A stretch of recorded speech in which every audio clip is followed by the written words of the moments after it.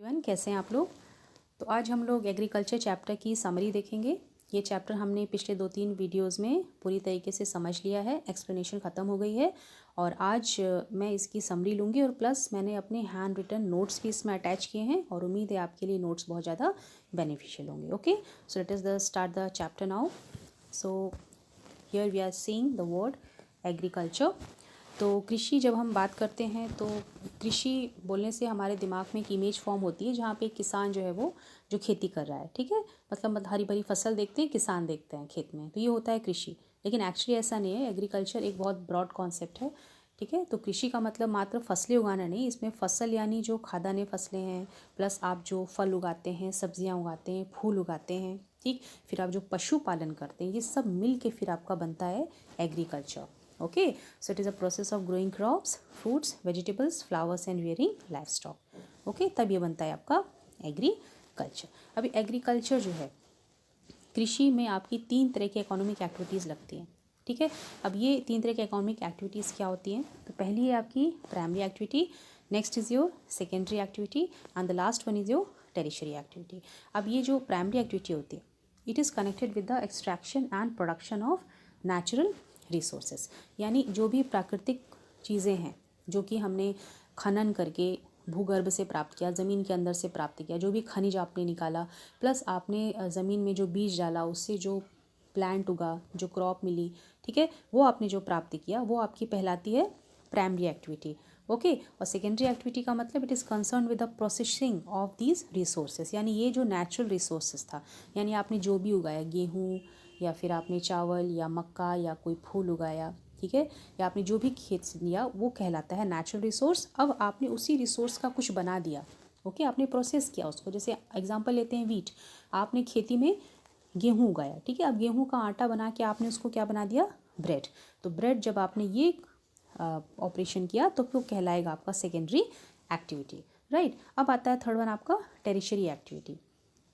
Tertiary activity मतलब ये इस तरह की एक्टिविटीज़ हैं जो कि आपकी प्राइमरी और सेकेंडरी एक्टिविटीज़ को सपोर्ट करती हैं थ्रू सर्विसेज, यानी सेवा के द्वारा, काम के द्वारा, ठीक है।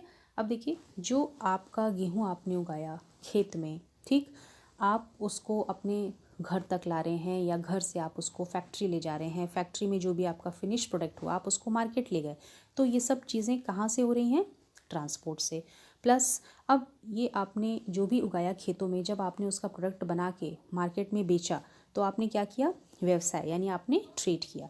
अब जब हम बैंकिंग की बात करते हैं, मतलब आपने जो भी इम्प्लीमेंट्स खरीदे, सीड खरीदे, ठीक है, उसमें जो भी आपने पैसा लिया या आपने क्रेडिट लिया बैंक से, या जो भी पैसे का लेन देन होता है, ठीक है, बिना पैसे के तो कोई काम नहीं हो सकता है, तो उसमें आपका बैंकिंग का रोल आता है, ठीक है। तो इस प्रकार से चीज़ें जो हैं ये किसको सपोर्ट कर रही हैं? प्राइमरी एक्टिविटी और सेकेंडरी एक्टिविटी को, ठीक है। तो प्राइमरी एक्टिविटी में हमने एग्जांपल दिया आपका एग्रीकल्चर, फिशिंग, गैदरिंग, ठीक है, ये आपको इस तरह की प्राइमरी एक्टिविटीज़। अब हम बात करें आपका बेकिंग ऑफ ब्रेड हो गया, वीविंग ऑफ क्लॉथ हो गया, तो सब आपकी सेकेंडरी एक्टिविटीज़ कहलाते हैं। टेरिशरी एक्टिविटी भी आपने देख ली। ओके, आई होप आपको समझ में आया होगा। अब इसके बाद हम देखते हैं कि आपकी एग्रीकल्चरल एक्टिविटी के लिए क्या चीज़ है जो बहुत ही ज़्यादा इम्पॉर्टेंट होती है। Okay, so your topography of soil and climate, यानी आपकी जो मिट्टी है उसकी स्थितियाँ कैसी, मिट्टी और जो मौसम, ठीक है, यानी आपका तापमान, आपकी बारिश, ओके, ढलान, समतल भूमि, या फिर किस प्रकार की मिट्टी है, ठीक है, उसकी अवस्था कैसी, वो किसी भी उपज के लिए कैसी होनी चाहिए? फेवरेबल होनी चाहिए, यानी उसको क्या करे, वो ठीक से सपोर्ट करे, यानी कोई भी फसल जो आप उगा रहे हैं वो उसके लिए वो क्या होनी चाहिए? अच्छी होनी चाहिए, मानसून की दशाएं और आपकी मिट्टी की अवस्था जो उसके लिए फेवरेबल होनी चाहिए। ओके, तो इसीलिए एग्रीकल्चर एक्टिविटी के लिए ये 2 चीज़ें जो है आपकी वो बहुत ज़्यादा ज़रूरी होती हैं, विटल होती है, ठीक है। अब देखिए, एरेबल लैंड क्या है? एरेबल लैंड मतलब वह ज़मीन जहाँ पे कि क्रॉप्स आपकी उगाई जा सकें, the land on which crops are grown. Now next is your agriculture, इसका मीनिंग अभी हम लोग देख चुके हैं। So the science and art of cultivation on soil, raising crops and rearing livestock is known as your agriculture. Next is your sericulture. Sericulture का मतलब होता है जहाँ पे आप रेशम के कीड़े पालते हैं उनसे रेशम बनाने के लिए, ठीक है। आपको पता है मलबेरी लीव्स पे किस प्रकार से कीड़े पालते हैं, फिर किस प्रोसेस से इससे हम रेशम निकालते हैं, ठीक है। तो ये है commercial rearing of silkworms. Okay, now next is your pisciculture. Pisciculture means जहाँ पे कि हम मत्स्य पालन करते हैं। Next is your viticulture means अंगूर की खेती, देन योर हॉर्टिकल्चर मीन्स जहाँ पे हम सब्जियाँ, फल और फूल तीनों उगा रहे हैं, ठीक है, तो इसे कहा जाता है हॉर्टिकल्चर। अब ये जो चीज़ें हैं, डेफिनेशंस हैं, ये आपके लिए बहुत इंपॉर्टेंट है, ये आपको अच्छे से याद होनी चाहिए, ठीक है। अब हम आते हैं फार्म सिस्टम पे, राइट। अब देखिए जो फार्म सिस्टम है इसमें हम लोग तीन तरह की चीज़ें देखते हैं। एक है आपका input, next is your operations and then at last we have output. Input का मतलब आप जो कृषि करते हैं, आप जो काम करते हैं उसमें क्या चीज़ें आप लगा रहे हैं, आपकी लागत किस चीज़ की आ रही है, ठीक है। तो पहला है आपका, इसमें जो इनपुट है वो हम दो तरीके से इसको क्लासीफाई करते हैं। One is your human input, another is your physical input. Human input यानी जब कोई मानवीय इनपुट, यानी जब कोई व्यक्ति अपनी तरफ से चीज़ें डाल रहा है उसमें, ठीक है। तो पहला जो मशीनरी, हम जो भी ट्रैक्टर यूज़ कर रहे हैं, हार्वेस्टर है, लेवलर है, ड्रिलर है, ठीक है, कृषि करने में जो हमने मशीन्स यूज़ की, फिर जो बीज हमने डाला, फिर जो भी केमिकल्स, पेस्टिसाइड्स, फर्टिलाइजर्स यूज़ करते हैं हम लोग, फिर हार्वेस्टिंग के बाद उसको जो स्टोरेज करते हैं, फिर उसके बाद जो हम उसमें मेहनत करते हैं, मजदूरी लगाते हैं, ठीक है, वे सब आपका ह्यूमन इनपुट में काउंट होता है। फिर अब हम फिजिकल इनपुट की बात करें तो मतलब प्रकृति से हमको किस प्रकार की चीज़ें चाहिए, ठीक, तो हमको अच्छी सी सूरज की रोशनी चाहिए यहाँ पे, फिर आपकी बारिश हो गई, तापमान हो गया, मिट्टी हो गई, ढलान हो गई, या फिर समतल आपका मैदान हो गया, तो ये सब आपके फिजिकल इनपुट है। ओके, नेक्स्ट फिर इसके बाद हमने किस प्रकार की काम किए उसमें इनपुट के बाद, हमने अपनी ज़मीन को क्या किया, बराबर किया, ठीक है, गुड़ाई की, उसमें बीज डाला, फिर जब पौधे निकले तो हमने उसमें सिंचाई की, पानी दिया, फिर जो अनवांटेड प्लांट्स है उसको हमने निकाल दिया, और एट लास्ट हमने फिर अपनी फसल काट ली, ठीक है। तो इतना काम करने के बाद हमको बदले में क्या प्राप्त हुआ, we got crops, we got wool, we got dairy and the poultry products, ठीक है। जो भी फसल आपने उगाई थी, फल फूल उगाए थे, ठीक है, वो आपको प्राप्त होते हैं। फिर जो भी आपने जानवर पाले थे उनसे आपको ऊन मिलती है, ठीक है, दूध मिलता है, अंडे मिलते हैं, मीट मिलता है, ये सब चीज़ें आपको जो है फार्म सिस्टम से प्राप्त होती हैं, ठीक है। अब देखिए नेक्स्ट है आपका टाइप्स ऑफ फार्मिंग, यानी आपकी खेती जो है वो कितने प्रकार की होती है। अभी फार्मिंग को हम लोग जो क्लासीफाई करते हैं आपका टू ब्रॉड बेसिस पे, एक है आपका substance farming, next is your commercial farming. Substance farming मतलब जहाँ पे कि किसान अपने परिवार का भरण पोषण करने के लिए, जीवन निर्वाह करने के लिए खेती कर रहा है, ठीक है, छोटे से ज़मीन के टुकड़े पे कर रहा है, सिंपल टेक्नोलॉजी से करता है, कम पैसे लगते हैं, उसके परिवार के लोग ही उसमें काम करते हैं, ओके। तो ये कहलाती है सब्सटेंस फार्मिंग। इसमें जो उसको प्रोड्यूस प्राप्त होता है, आउटपुट मिलता है, वो भी कम होता है, ठीक है। और कमर्शियल फार्मिंग का मतलब होता है जहाँ पे आप नकदी फसलें उगा रहे हैं, यानी बड़े बड़े प्लॉट में, खेतों में खेती होती है, एक क्रॉप उगती है, खूब ज़्यादा पैसा लग रहा है, खूब ज़्यादा मजदूर लग रहे हैं, और आप जो भी पशु पाल रहे हैं, खेती कर रहे हैं, जो भी क्रॉप उगा रहे हैं वो आप उसको बेचने के लिए उगा रहे हैं, ठीक है, ये होती है आपकी कमर्शियल फार्मिंग। अब देखिए सब्सटेंस फार्मिंग को हमने फर्दर दो प्रकार से क्लासीफाई किया है, एक है आपका इंटेंसिव सब्सटेंस और दूसरा है आपका प्रिमिटिव सब्सटेंस। अब इंटेंसिव सब्सटेंस का मतलब ये होता है वह क्षेत्र जहाँ पे कि बहुत सघन आबादी है, लोग बहुत ज़्यादा रहते हैं, ठीक है। अब लोग ज़्यादा हैं तो भाई ज़मीन तो कम होगी, तो इस पर क्या होता है, प्रेशर बहुत ज़्यादा रहता है ज़मीन पे, लोगों की नीड बहुत अधिक रहती है, तो भाई यहाँ पे क्रॉप्स जो है ना वो एक से ज़्यादा उगाई जाती हैं, और प्लस यहाँ की मिट्टी उपजाऊ रहती है, पानी की व्यवस्था रहती है, क्योंकि यहाँ पे आबादी ज़्यादा है। आबादी वहीं ज़्यादा होगी जहाँ पे लोगों को पानी और मिट्टी की सुविधा मिलती है, वहीं पे लोग ज़्यादा बसते हैं, ठीक है। और यहाँ पे जो आपके हाइब्रिड वैरायटी सीड्स भी इस्तेमाल होते हैं, केमिकल फर्टिलाइजर्स भी इस्तेमाल होते हैं, ठीक है, हर प्रकार से चीज़ें यहाँ पे लगाई जाती हैं ताकि आपकी क्रॉप अच्छी होगे, ओके। तो ये है आपकी इंटेंसिव सब्सटेंस। अब हम प्रिमिटिव सब्सटेंस पे आते हैं, तो ये जो है छोटे छोटे ज़मीन के टुकड़ों पे खेती होती है, बहुत ही पुराने टूल्स इस्तेमाल होते हैं, ठीक है, इसमें उपज बहुत कम मिलती है, ओके। अब इसको फर्दर हम क्लासीफाई करते हैं दो तरीके से, एक है आपका शिफ्टिंग कल्टीवेशन और एक है आपका न्यूमेटिक हर्डिंग। तो शिफ्टिंग कल्टीवेशन मतलब जहाँ पे आपने एक ज़मीन पे पेड़ जो थे उसको काटा, जला दिया, फिर जो आपको राख मिली उसको आपने ज़मीन में, मिट्टी में मिला दिया, फिर उसमें आपने फसलें उगाई, और कुछ समय के बाद जब उसकी सॉइल की फर्टिलिटी कम हो गई फिर आपने उस ज़मीन को छोड़ दिया और आप नई ज़मीन की तलाश में निकल गए। ये होती है आपकी शिफ्टिंग कल्टीवेशन। अब हम नोमैडिक हर्डिंग की बात करें तो इसमें जो आपके चरवाहे होते हैं, जो अपने पशुओं के साथ यहाँ से वहाँ घूमते हैं, जैसे मौसम बदलता है, जैसे उनकी ज़रूरत बदलती है, वैसे वो एक जगह से दूसरी जगह पे घूमते रहते हैं, ठीक है। अब कमर्शियल फार्मिंग को भी हमने तीन तरीके से समझा है। एक आपकी कमर्शियल ग्रेन फार्मिंग जिसमें आप सिर्फ नकदी फसलें उगा रहे हैं, है ना, सिर्फ बेचने वाली, जैसे आपकी गन्ना हो गया, कॉफ़ी हो गई, टी हो गई, रबर हो गई, ठीक। फिर आपकी मिक्स्ड फार्मिंग का मतलब होता है जहाँ पे आप खाने वाली फसलें भी उगा रहे हैं, फिर आप इसमें पशुओं का चारा भी उगा रहे हैं, प्लस आप इसमें पशुपालन भी कर रहे हैं, ठीक है। फिर प्लांटेशन एग्रीकल्चर का मतलब जिसमें आप बहुत बड़े फार्म पे सिंगल क्रॉप उगाते हैं, ठीक है। इसमें लेबर भी ज़्यादा लगता है, ज़मीन बहुत बड़ी होती है, ठीक है। इसमें पैसा ज़्यादा लगता है, प्लस अब ये जो है आपकी प्लांटेशन एग्रीकल्चर बहुत ब्रॉड बेसिस पे की जाती है, उसमें मशीन्स का बहुत इस्तेमाल होता है, ओके। जैसे आपका रबर हो गया, टी है, कॉफ़ी है, ये सब आपके प्लांटेशन एग्रीकल्चर में काउंट होता है, ठीक है। अब हम इन सबको एक एक करके समझेंगे। तो पहले हम देते हैं आपकी सब्सिस्टेंस फार्मिंग। सब्सिस्टेंस फार्मिंग जैसा कि अभी हमने देखा था, जो कि जीवन निर्वाह के लिए किया जाता है, ओके। तो इसके फीचर्स देखते हैं, इंपॉर्टेंट फीचर्स हम लोग देखेंगे। Subsistence farming means it is practice to meet the needs of farmers family. किसान की ज़रूरत के लिए की जाती है। ट्रेडिशनल टाइप यानी परंपरागत तरह की खेती है। इसमें टेक्नोलॉजी जो है वो लो लेवल की होती है, प्लस इसमें जो प्रोड्यूस मिलता है वो हमको कम मिलता है, स्मॉल आउटपुट, ठीक है। अब इंडस्ट्रियल सब्सटेंस फार्मिंग का मतलब it is cultivated on small plot of land. Tools जो हैं वो सिंपल यूज़ होते हैं। इसमें जो है एक से ज़्यादा फसलें एक साल में एक ही ज़मीन के टुकड़े पे उगाई जाती हैं, ठीक है। अब जो मेजर क्रॉप्स इसमें उगाते हैं वो हैं आपकी rice, wheat, maize, pulses and oil seeds, okay. अब it is mostly prevalent in मतलब ज़्यादातर ये कहाँ प्रैक्टिस में लाई जाती है, ये जो बहुत ज़्यादा सघन एरिया होते हैं जहाँ जनसंख्या ज़्यादा होती है, प्लस जहाँ पे बारिश अच्छी मिलती है, ठीक है। तो एरिया है आपके south east and east Asia, ठीक। अब नेक्स्ट हम देखेंगे आपकी प्रिमिटिव सब्सटेंस फार्मिंग। तो इसकी फीचर्स क्या हैं? It is practised on small patches of land. छोटे छोटे ज़मीन के टुकड़े पे इस फार्मिंग को करते हैं। इसमें बहुत ही पुराने टूल्स यूज़ होते हैं, जैसे होए है, डाउ है, डिगिंग स्टिक्स है, ठीक है। और ये पूरी तरीके से आपकी बारिश पे डिपेंड करती है, ठीक है। अब अगला है आपका शिफ्टिंग कल्टिवेशन। अब शिफ्टिंग कल्टिवेशन में आप देखिए यहाँ पे small plot of land is cleared by felling trees, then burning them, and then ash is mixed with the soil, then crops are grown, and as the soil loses its fertility the cultivator moves to a new plot, ठीक है। और हम इसको एक और नाम से जानते हैं, इसको कहते हैं स्लैश एंड बर्न एग्रीकल्चर।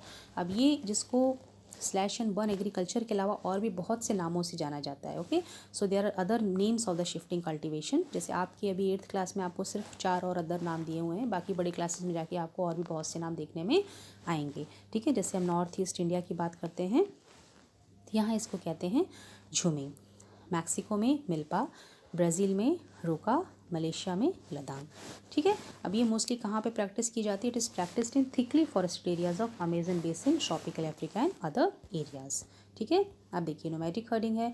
तो नोमैडिक हर्डिंग में जो आपके हर्ड्समैन हैं, they move with their animals from one place to another in search of food, fodder and water, ठीक है। अब इनका जो मूवमेंट होता है वो डिपेंड करता है आपकी किस प्रकार से क्लाइमेट चेंज हो रहा है, आपका जो भौगोलिक स्थितियाँ हैं वो कैसी बदली हैं, ठीक है। और ये जो मुख्यतः पशु पालते हैं वे हैं आपके शीप, ऊँट, याक और बकरियाँ, ठीक है। इनको इन जानवरों से क्या प्राप्त होता है? इनको दूध, मीट, वूल, हाइड्स एंड बाकी जो चीज़ों इन जानवरों से मिलती हैं वो सब इसको इस्तेमाल करते हैं। और ये मोस्टली प्रैक्टिस की जाती है आपकी ऐसे एरिया में जो कि सूखे हैं लेकिन थोड़ी बहुत वहाँ पे मॉइस्चर मिलती है, और कुछ एरिया ऐसे जो पूरी तरीके से सूखे माने जाते हैं, ठीक है। जैसे कि आपका सहारा हो गया, सेंट्रल एशिया, इंडिया की बात करें तो यहाँ पे राजस्थान और जम्मू कश्मीर, ठीक है। अब कमर्शियल फार्मिंग में जो आपके क्रॉप्स होते हैं, ओके, जो भी क्रॉप्स ग्रो किए जाएंगे, जो भी आपके पशु पाले जाएंगे, वे सब मार्केट में बेचने के लिए पाले जाते हैं, ओके। यहाँ पे जो एरिया कल्टीवेट किया जाता है, जो पैसा यूज़ होता है वो बहुत बड़ी मात्रा में होता है, ओके। अमाउंट इज़ बिग, और जितना भी काम होता है वो मशीनों से होता है, ठीक है। अब इसमें हम लोग देखेंगे आपका कमर्शियल ग्रेन फार्मिंग। सो कमर्शियल ग्रेन फार्मिंग मतलब जहाँ पे कि नकदी फसलें उगा रहे हैं, okay, just for the process of selling. So crops are grown for commercial purpose, or the main crops which are grown here are wheat and maize, ठीक। and it is practiced in temperate grasslands of North America, Europe and Asia, और ऐसे area जहाँ पे population आपकी कम है और यहाँ पे ठंडी बहुत अधिक होने से सिर्फ एक सिंगल क्रॉप ही उगा पाते हैं, ओके। अब मिक्स फार्मिंग में देखिए यहाँ पे land is used for growing food, fodder and rearing livestock. It is practised in Europe, New Zealand, South Africa etcetera, ठीक है। अब प्लांटेशन जो है यहाँ पे आपकी single crop of tea, coffee, sugar cane, cashew, rubber, banana और cotton are grown, ठीक है। अब यहाँ पे जो आपकी लेबर लगते हैं, जो मजदूर लगते हैं और आपका जो पैसा लगता है, it is of large amount, okay, and transport is very essential here, and it is found in the tropical regions of the world. अब एग्जाम्पल इसमें देंगे rubber in Malaysia, coffee in Brazil and you can give other examples also. ठीक है, अब हम major crops की बात करते हैं। तो मेजर क्रॉप्स में हम इसको 3 कैटेगरीज में डिवाइड करते हैं। ठीक है, पहली है आपकी फूड क्रॉप्स, यानी जो फसलें हम खाने के लिए उगाते हैं। ठीक है, जैसे आपका वीट, राइस, मेज़, millets. Next is your fibre crops, जो रेशे वाली फसलें हैं। ठीक है, आपका जूट एंड कॉटन आ गया इसमें। फिर तीसरी आपकी बिवरेज क्रॉप्स। बिवरेज क्रॉप्स मतलब पेय पदार्थ, जैसे आपका टी एंड कॉफ़ी। ठीक, तो पहले हम देखेंगे राइस। तो rice it is a staple diet of tropical and subtropical region and it needs high temperature, high humidity and high rainfall, and it needs alluvial clay soil, and it is grown in the countries like China, India, Japan, Sri Lanka and Egypt. ठीक है, अब देखते हैं wheat को। तो wheat को कैसा temperature rainfall चाहिए? ये जब ग्रो हो रहा होता है, ठीक है, तब इसको मॉडरेट टेम्परेचर रेनफॉल चाहिए होता है, और जब ये पकती है इसकी फसल तब इसको तेज़ धूप चाहिए होती है। ठीक है, और इसकी मिट्टी जो है वो है well drained loamy soil and it is grown in USA, Canada, Argentina, Russia, Australia, Ukraine और इंडिया। और इंडिया में इसकी उपज होती है वो सर्दी के मौसम में इसको उगाया जाता है। ठीक है, अब हम देखते हैं आपका मिलेट्स। अब मिलेट्स को और हम किस नाम से जानते हैं? मिलेट्स को हम लोग कहते हैं कोर्स ग्रेन्स, यानी मोटा अनाज। ठीक है, अभी ऐसी मिट्टी पे उगता है जो कि बलुहट मिट्टी होती है, जो कि लेस फर्टाइल है। ओके, और इसको जो बारिश चाहिए होती है वो कम चाहिए होती है, और टेम्परेचर होता है high to moderate and it requires adequate rainfall. It is grown in Nigeria, China, Niger, India में इसको बाजरा और रागी किस्म की जो मिलेट्स है वो उगाई जाती हैं। ठीक है, अब मेज जो है it requires moderate temperature rainfall and lots of sunshine, और मिट्टी इसकी वेल ड्रेन्ड फर्टाइल सॉइल्स है and is grown in north America, Brazil, China, Russia, Canada, India and Mexico. ठीक है, नेक्स्ट हम देखेंगे कॉटन। तो जो आपका कॉटन है it needs high temperature, light rainfall, 210 frost free days and bright sunshine. It needs black and alluvial soil and it is a raw material, main raw material for the cotton textile industry. यानी जो आपकी कपड़े की मिलें होती हैं वहाँ पे जो कॉटन होता है ये मुख्य आपके कच्चे माल के रूप में इस्तेमाल होता है। इसकी जो लीडिंग प्रोड्यूसर्स हैं, सबसे पहले आपका आता है चाइना, फिर इंडिया, फिर यूएसए, फिर पाकिस्तान, ब्राज़ील और फिर इजिप्ट। ठीक है, अब हम जूट को देखते हैं। तो जूट को हम गोल्डन फाइबर के नाम से भी जानते हैं। It requires high temperature, heavy rainfall, humid climate and need alluvial soil and the leading producers are India and Bangladesh. ठीक है, अब coffee requires warm and wet climate, well drained loamy soil and hill slopes are best for its growth and the leading producers are Brazil, Colombia and India. Okay, अब tea requires cool climate, well distributed high rainfall throughout the year. It needs well drained loamy soil and gentle slope and the leading producers are Kenya, India, China and Sri Lanka. ठीक है, तो ये थी आपकी मुख्य फसलें, major crops. और अब हम देखते हैं आपका एग्रीकल्चरल डेवलपमेंट। एग्रीकल्चर डेवलपमेंट का मतलब क्या होता है? It means the efforts made to increase farm production to meet the growing demand of increasing population। यानी जिस प्रकार से जनसंख्या बढ़ रही है तो उनकी ज़रूरतों को पूरा करने के लिए जो कोशिशें की जा रही हैं कि हम अपने प्रोडक्शन को बढ़ा सकें, उसे कहा जाता है एग्रीकल्चरल डेवलपमेंट। अभी इसको हम अचीव कैसे कर सकते हैं? It can be achieved by the following veg. By increasing the cropped area, यानी आप जो कृषि करने का क्षेत्र है उसको बढ़ाएं। फिर increasing the number of crops grown, यानी जो फसलें आप उगाते हैं एक से ज़्यादा, दो से ज़्यादा, मतलब जितनी हो सके ज़्यादा से ज़्यादा किस्म की फसलें आप उगाना शुरू करें। फिर आप अपनी इरिगेशन फैसिलिटी, सिंचाई व्यवस्था को और अधिक इम्प्रूव कर सकें। ठीक है, फिर आप जितना हो सके फर्टिलाइज़र यूज़ करें ताकि आपकी उपज अच्छी हो। फिर हाई यील्डिंग वैरायटी के सीड्स यूज़ करें जहाँ पे कि आपको ज़्यादा दाने मिलें। ठीक है, और आपका मैकेनाइजेशन ऑफ एग्रीकल्चर, यानी आधुनिक तरीके की खेती करें मशीन्स के थ्रू। ओके, अब ये सब हमको क्यों करना है? हमारा लक्ष्य क्या है? तो हमारा लक्ष्य है अपनी फूड सिक्योरिटी को बढ़ाना। ठीक है, अब फूड सिक्योरिटी का मतलब क्या होता है? See, all the people at all times have physical, social and economic access to sufficient, safe and nutritious food that meet their food preferences and dietary needs for an active and healthy life। यानी food security एक ऐसी अवस्था है जहाँ पे सब लोगों को, हर व्यक्ति हर तरीके से इस लायक हो, ठीक है, चाहे फिज़िकल तौर पर या फिर सामाजिक तौर पे या आर्थिक तौर पे, उसके अंदर एक कैपेसिटी होनी चाहिए कि वो अपने पसंद का पर्याप्त खाना प्राप्त कर सके, जो न्यूट्रिशियस भी हो, उसकी डाइटरी नीड को ही पूरा करे और उसको खाने के बाद वो हेल्दी लाइफ जी सके। ठीक है, अब देखिए उसके बाद हमने 2 केस स्टडीज़ देखे। है ना। दो तरह के खेतों की हमने केस स्टडीज़ देखी हैं, तो इसमें हम इसमें कंपैरिजन कर रहे हैं, ठीक है। एक खेत को दूसरे खेत से यहाँ पे तुलना की जा रही है। तो एक खेत हमने उठाया इंडिया से, तो इंडिया जो कि एक डेवलपिंग कंट्री है, and another farm is from the USA that is your developed, ठीक है। यानी एक किसान जो इंडिया में है, एक किसान जो यूएसए में, हम दोनों फार्म को यहाँ पर कंपेयर करते हैं, ठीक है। ये भी बहुत इंपॉर्टेंट है, इस पर आप लोग ध्यान दीजिएगा। सुनाओ, अब हम ये कंपेरिजन क्यों कर रहे हैं? It is to understand the agriculture in the developing and the developed country, यानी खेती आपकी एक पूर्णतः विकसित देश में और एक देश जो भी विकास कर रहा है उसमें क्या फ़र्क है, ठीक है। अब देखिए यहाँ पे a farm in India, India की बात करते हैं पहले। अभी यहाँ पे मुन्ना लाल हैं, ठीक है, जो कि उत्तर प्रदेश से हैं, गाज़ीपुर डिस्ट्रिक्ट से। तो ये एक छोटे से किसान हैं जिनके पास 1.5 हेक्टर्स का छोटा सा खेत है, और इनका घर जो है वो विलेज के अंदर है। और ये हाई यील्डिंग वैरायटी सीड्स जो हैं वो मार्केट से हर ऑल्टरनेट ईयर्स पे ख़रीदते हैं, ठीक है। अभी जो फसलें उगाते हैं वे आपकी खाद्यान्य फसलें हैं जो खाते हैं, जैसे wheat, rice and pulses, okay. अब ये खेती करने के लिए एडवाइस लेते हैं अपने दोस्तों की, जो इनके बुज़ुर्ग हैं, बाकी जो सरकारी अधिकारी होते हैं जो किसानों की मदद करने के लिए गांव में रहते हैं, ठीक है, उनसे पूछते हैं भाई हम किस प्रकार से खेती करें, ठीक। अभी ट्रैक्टर का इस्तेमाल कर रहे हैं, ट्यूबवेल का इस्तेमाल कर रहे हैं खेती करने के लिए, लेकिन उसने उनको क्या किया है, रेंट पे लिया है, ठीक है। उनके अपने इक्विपमेंट्स नहीं हैं ये, उसी के ज़रिए से फिर ये क्या करेंगे, अपनी खेती का काम करेंगे। अब इनके पास 2 बफेलोज़ हैं, फिर हैन है, ठीक है। तो अब ये इनके अपने जानवरों का दूध जो है वो कोऑपरेटिव स्टोर पे बेचते हैं, प्लस ये कोऑपरेटिव सोसाइटी के मेंबर भी हैं। तो वहाँ से इनको एडवाइस मिलती है कि आप अपने जानवरों को किस प्रकार से उनकी हेल्थ को मेंटेन करें, उनको कैसा चारा खिलाएं, ठीक है, कैसे जो आप उनसे ज़्यादा से ज़्यादा फ़ायदा लें। फिर इनको क्रेडिट चाहिए होता है तो या तो बैंक से लेते हैं या फिर कोऑपरेटिव सोसाइटी से लेते हैं, जब इनको कोई बीज खरीदना होता है या फिर जब कोई इनको इम्प्लीमेंट खरीदना होता है, ठीक है। अब जब इनकी उपज तैयार हो जाती है तब इनके ऊपर एक प्रेशर होता है उसको बेचने का। क्यों? क्योंकि उनके पास स्टोरेज फैसिलिटी जो है वो नहीं होती है, ठीक है। तो अगर मार्केट की सिचुएशंस अच्छी नहीं है, यानी अगर इनको दाम अच्छे भी नहीं मिल रहे होते हैं, तो भी इनको अपनी फसल मजबूरी में बेचनी पड़ती है, ठीक है। तो ये स्थिति है इंडिया के किसान की। अब हम इसको देखेंगे, कंपेयर करेंगे यूएसए के किसान से, कि यूएसए में जो एक किसान है वो किस प्रकार से खेती करता है, उसकी स्थिति कैसी है, ओके। अब देखिए यहाँ पे जोई हो रहे हैं नाम के फार्मर हैं यूएसए में, इनके पास 300 हेक्टर्स लैंड है, ओके। और मुन्ना लाल के पास कितना था, 1.5 हेक्टर्स, ओके।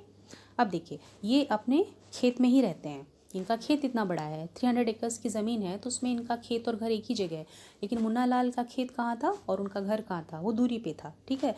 अभी किस तरह की क्रॉप्स उगा रहे हैं, ही grows corn, soybean, wheat, cotton and sugar beet, यानी ये सारी कैसी फसलें हैं, नकदी फसलें हैं, ये इसको उगा रहे हैं बेचने के लिए।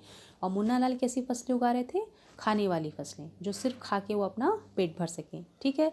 अब देखिए, अब कल्टीवेशन से पहले what he do, he make sure that the soil and the wheat meet the needs of a crop.